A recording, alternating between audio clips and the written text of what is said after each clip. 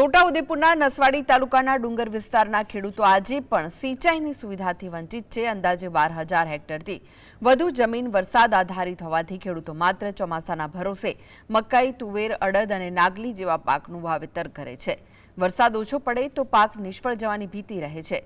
ખેડૂતોને આર્થિક નુકસાન વેઠવું પડે છે। ચોમાસા બાદ રોજગારીના અભાવે અનેક પરિવારો સૌરાષ્ટ્ર સહિત અન્ય વિસ્તારોમાં મજૂરી માટે સ્થળાંતર કરવા મજબૂર બને છે। નજીક છે પણ અમારે વ્યવસ્થા નથી કરતા અને વરસાદથી અમારે ખેતી કરશું અને ઉનાળામાં તો અમે કાઠિયાવાડ મજૂરી કરવા જતા રહીશું।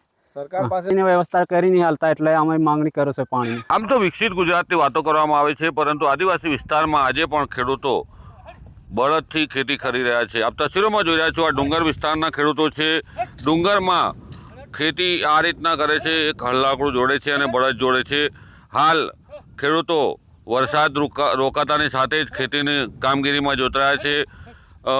આ પહાડી વિસ્તાર છે। પહાડી વિસ્તારમાં આ રીતના ખેડાણ કરવું ભારે કઠિન હોય છે, પરંતુ ખેડૂતો ગમે તે રીતના મહેનત કરી અને આ રીતના ખેડાણ કરી અને પોતાના જીવન નિર્વાહ માટે ખેતી કરે છે। રફીક ધણીવાલા, GSTV, છોટાઉદેપુર।